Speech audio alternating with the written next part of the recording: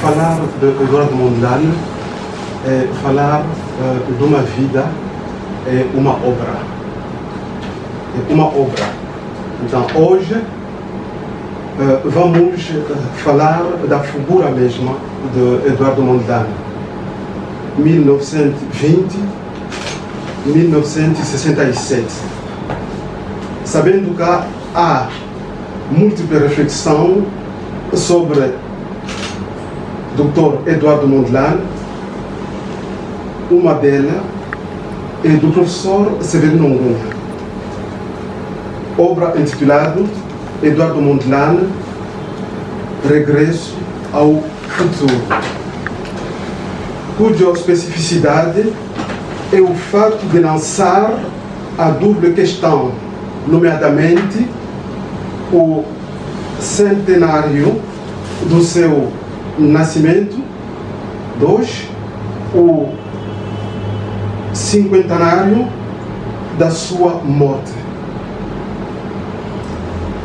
A segunda questão abre um debate sobre o futuro de Moçambique. Quais os desafios imediatos, quer dizer, atual, que exige esta posição de resposta e prontidão, sabendo que no tempo de Eduardo Mondlane a tarefa imediata era lutar por uma Moçambique livre do colonialismo, por um Moçambique independente e soberano, com direito a um governo próprio, inspirando-os nos intenção futurista do Eduardo Mondlane. O nosso painel é composto de 3 oradores. Temos o professor Severino Ngunha, o professor Rungwani, temos também o professor Samuel Ngam. Vamos fazer as perguntas os 3 oradores. A primeira pergunta é dirigida ao professor Severino Ngunha. Queremos saber como é que ele olha a figura do professor Eduardo Mondlane. 3 de fevereiro, dia heróico para Moçambique, dia de Eduardo Mondlane, vai servir também de pontapé de saída, pontapé de arranque para este think tank, fazendo de Eduardo Mondlane o lugar de saída para um repensar para uma aventura de futuro de que Moçambique precisa e que muitos carecem. Professor Ngam, professor, naquela altura, criar uma unidade nacional era quase uma utopia, mas vemos que foi possível realizá-la. Quais seriam as novas utopias? Fomos propostos para debatermos o pensador, o fundador da Frelimo, do movimento de liberação de Moçambique, que é o Eduardo Chivambo Mondlane.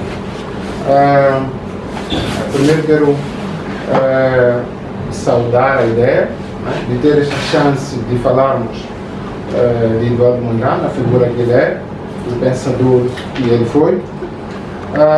E também esta ideia vem em redor exatamente da obra que o Severino produziu, que é o Mondlane, o Regresso ao Futuro. Eu faço questão de colocar isto aqui, eu sei que estamos nas bibliotecas, mas é bom ver.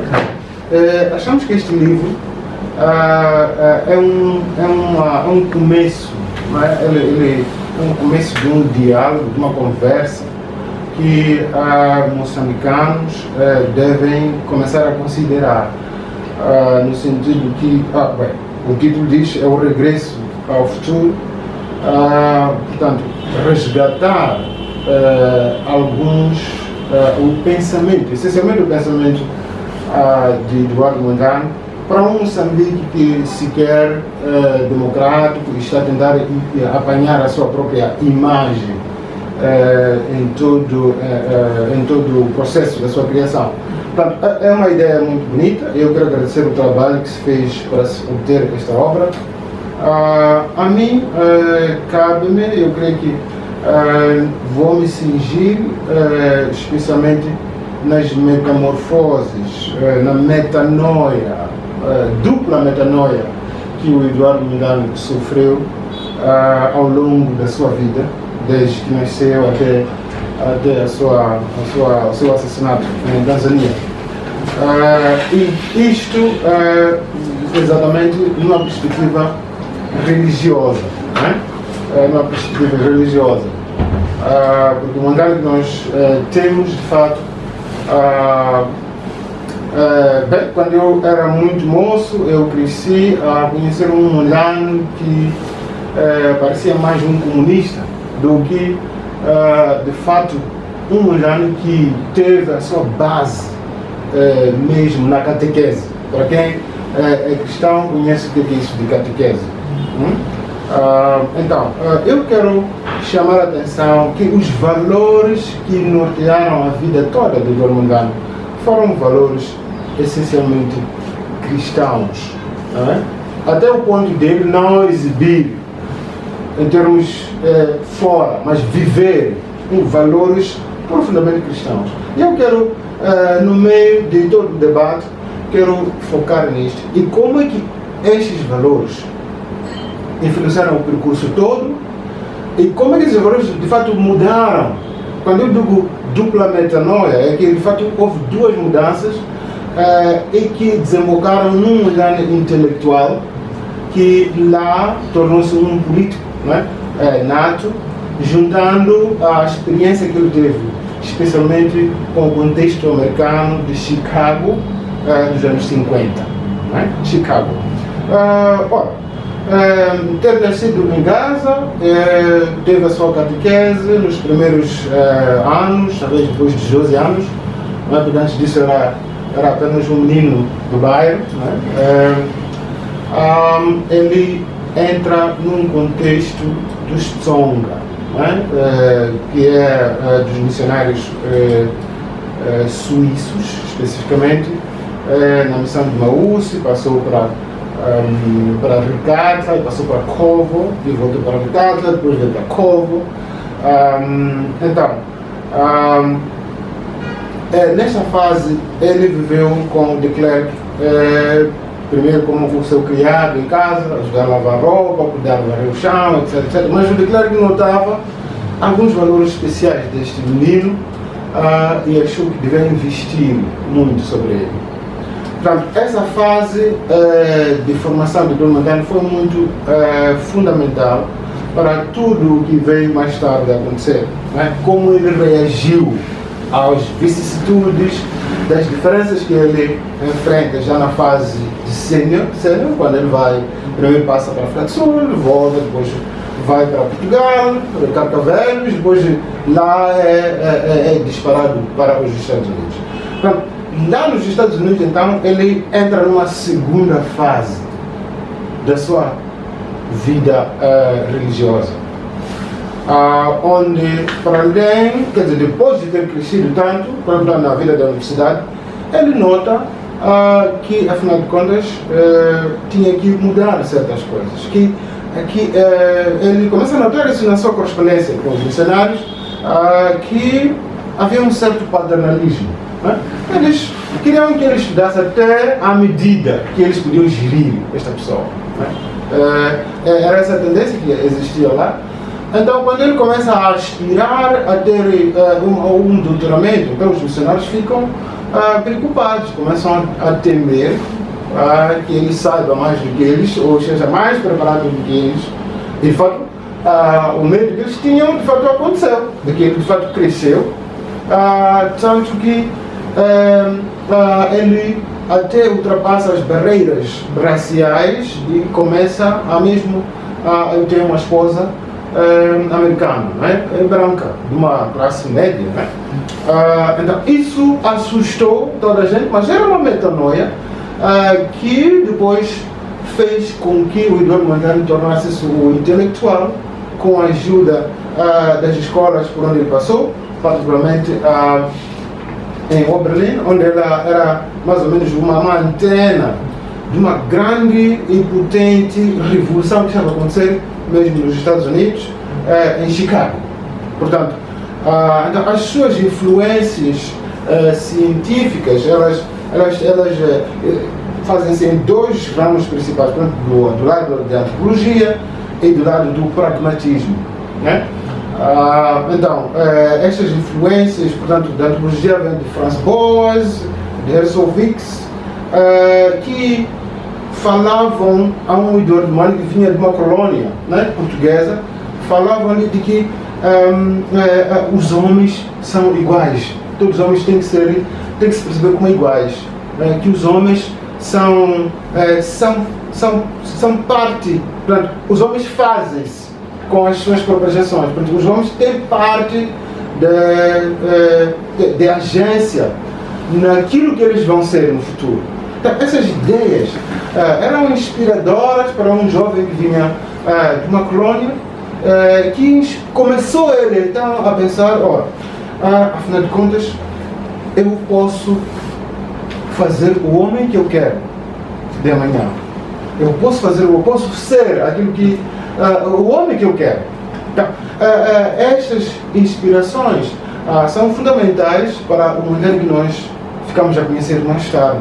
Eu não vou detalhar tudo sobre as influências da antropologia, mas aqui começa uma fase intelectual que depois desemboca na sua vontade política. Portanto, o Mondlane que nós temos é um Mondlane essencialmente influenciado pelas correntes dos Estados Unidos, das universidades, que essencialmente era um pragmatismo muito social, que inspirava os que lá que se dedicavam a estudar. E também ele apanhou uma América que estava em uma fase de transição de uma antropologia racista, influenciada por Gobineau, ou o evolucionismo de Darwin, ou na parte de filosofia, a ideia da história,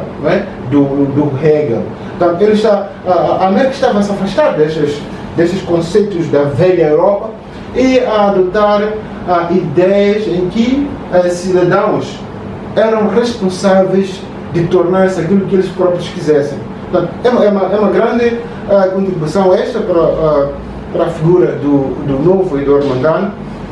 Então, estas ideias adicionadas a uma América que, após a Segunda Guerra Mundial, estava a consolidar o seu poder no mundo todo. Portanto, a questão do poder dos brancos, né, em todo o mundo, a América estava à frente desta hegemonia.